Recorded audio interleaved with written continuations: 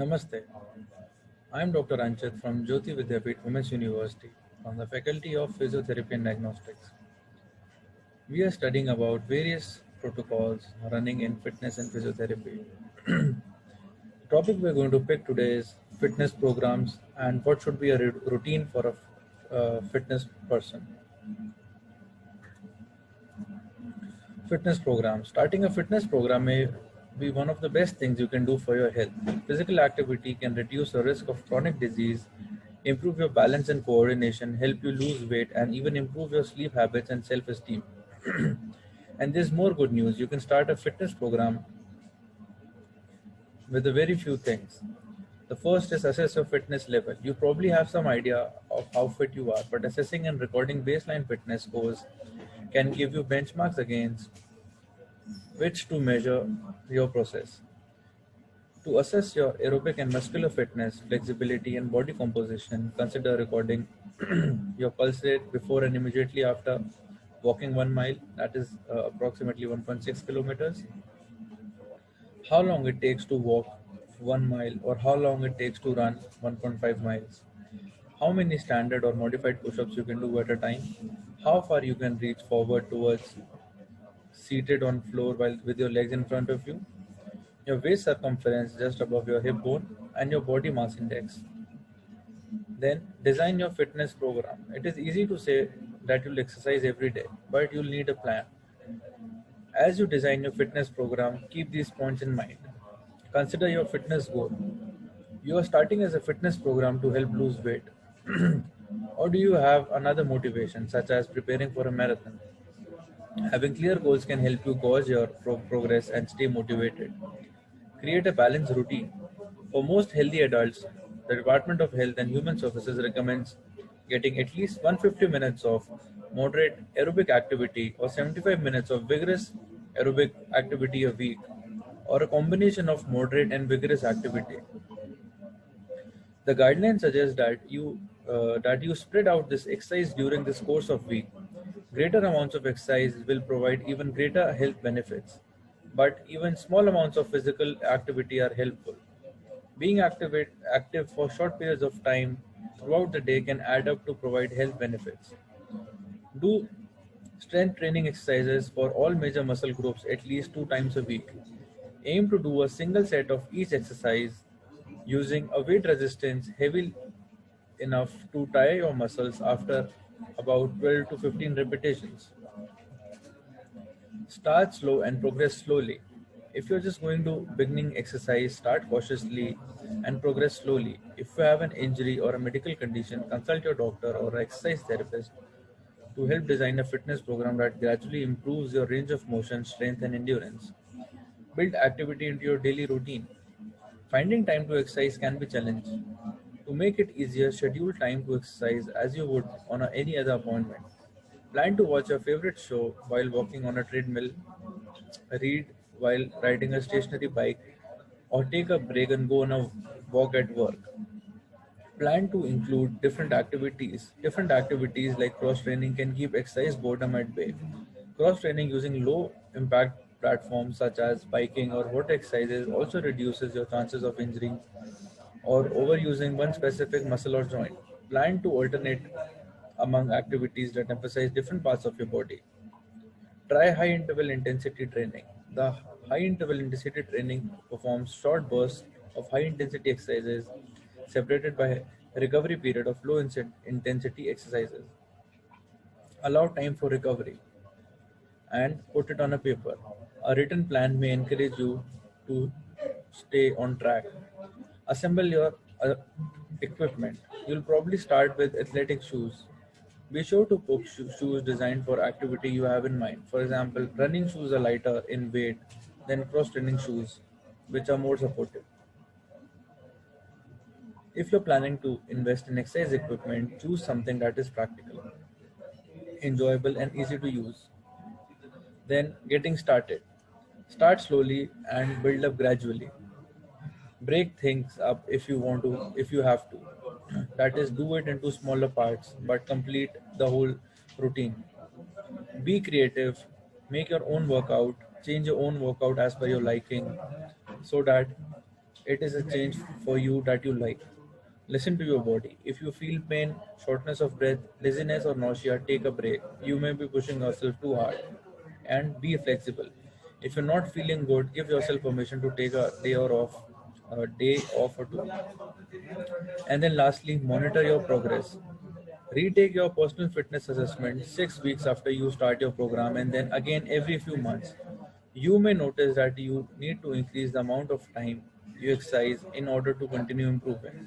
Or you may pleasantly surprise or find that you're exercising just the right amount you meet your fitness goals. If you lose motivation, set new goals or try new activity, exercise with friends, or take a class at a fitness center that may help you. Starting an exercise program is an important decision, but it doesn't have to be overwhelming one.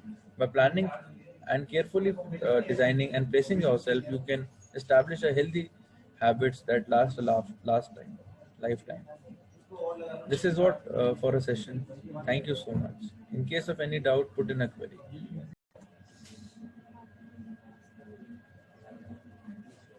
Namaste. I am Dr. Anchit from Jyoti Vidyapeeth Women's University from the Faculty of Physiotherapy and Diagnostics. We are studying about various protocols running in fitness and physiotherapy. The topic we're going to pick today is fitness programs and what should be a routine for a fitness person. Fitness program. Starting a fitness program may be one of the best things you can do for your health. Physical activity can reduce the risk of chronic disease, improve your balance and coordination, help you lose weight, and even improve your sleep habits and self esteem. And there's more good news. You can start a fitness program with a very few things. The first is assess your fitness level. You probably have some idea of how fit you are, but assessing and recording baseline fitness scores can give you benchmarks against which to measure your process. To assess your aerobic and muscular fitness, flexibility, and body composition, consider recording your pulse rate before and immediately after walking 1 mile, that is approximately 1.6 kilometers, how long it takes to walk 1 mile, or how long it takes to run 1.5 miles, how many standard or modified push ups you can do at a time, how far you can reach forward towards seated on floor while with your legs in front of you, your waist circumference just above your hip bone, and your body mass index. Then design your fitness program. It is easy to say that you'll exercise every day, but you'll need a plan. As you design your fitness program, keep these points in mind. Consider your fitness goal. You are starting as a fitness program to help lose weight. Or do you have another motivation, such as preparing for a marathon? Having clear goals can help you gauge your progress and stay motivated. Create a balanced routine. For most healthy adults, the Department of Health and Human Services recommends getting at least 150 minutes of moderate aerobic activity or 75 minutes of vigorous aerobic activity a week, or a combination of moderate and vigorous activity. The guidelines suggest that you spread out this exercise during this course of week. Greater amounts of exercise will provide even greater health benefits, but even small amounts of physical activity are helpful. Being active for short periods of time throughout the day can add up to provide health benefits. Do strength training exercises for all major muscle groups at least 2 times a week. Aim to do a single set of each exercise using a weight resistance heavy enough to tire your muscles after about 12 to 15 repetitions. Start slow and progress slowly. If you're just going to beginning exercise, start cautiously and progress slowly. If you have an injury or a medical condition, consult your doctor or exercise therapist to help design a fitness program that gradually improves your range of motion, strength, and endurance. Build activity into your daily routine. Finding time to exercise can be challenging. To make it easier, schedule time to exercise as you would on any other appointment. Plan to watch your favorite show while walking on a treadmill, read while riding a stationary bike, or take a break and go on a walk at work. Plan to include different activities. Different activities like cross training can keep exercise boredom at bay. Cross training using low impact platforms such as biking or water exercises also reduces your chances of injuring or overusing one specific muscle or joint. Plan to alternate among activities that emphasize different parts of your body. Try high interval intensity training. The high interval intensity training performs short bursts of high intensity exercises separated by a recovery period of low intensity exercises. Allow time for recovery and put it on a paper. A written plan may encourage you to stay on track. Assemble your equipment. You'll probably start with athletic shoes. Be sure to pick shoes designed for activity you have in mind. For example, running shoes are lighter in weight than cross training shoes, which are more supportive. If you're planning to invest in exercise equipment, choose something that is practical, enjoyable, and easy to use. Then, getting started. Start slowly and build up gradually. Break things up if you have to. That is, do it into smaller parts, but complete the whole routine. Be creative, make your own workout, change your own workout as per your liking, so that it is a change for you that you like. Listen to your body. If you feel pain, shortness of breath, dizziness, or nausea, take a break. You may be pushing yourself too hard. And be flexible. If you're not feeling good, give yourself permission to take a day off or two. And then lastly, monitor your progress. Retake your personal fitness assessment 6 weeks after you start your program, and then again every few months. You may notice that you need to increase the amount of time you exercise in order to continue improving. Or you may pleasantly surprise or find that you're exercising just the right amount you meet your fitness goals. If you lose motivation, set new goals or try new activity. Exercise with friends or take a class at a fitness center that may help you. Starting an exercise program is an important decision, but it doesn't have to be overwhelming one.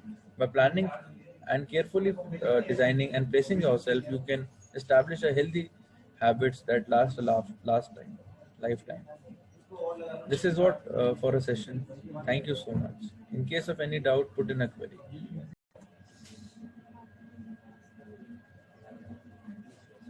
Namaste. I am Dr. Anchit from Jyoti Vidyapeeth Women's University from the Faculty of Physiotherapy and Diagnostics. We are studying about various protocols running in fitness and physiotherapy. The topic we're going to pick today is fitness programs and what should be a routine for a fitness person. Fitness program. Starting a fitness program may be one of the best things you can do for your health. Physical activity can reduce the risk of chronic disease, improve your balance and coordination, help you lose weight, and even improve your sleep habits and self esteem. And there's more good news. You can start a fitness program with a very few things. The first is assess your fitness level. You probably have some idea of how fit you are, but assessing and recording baseline fitness scores can give you benchmarks against which to measure your process.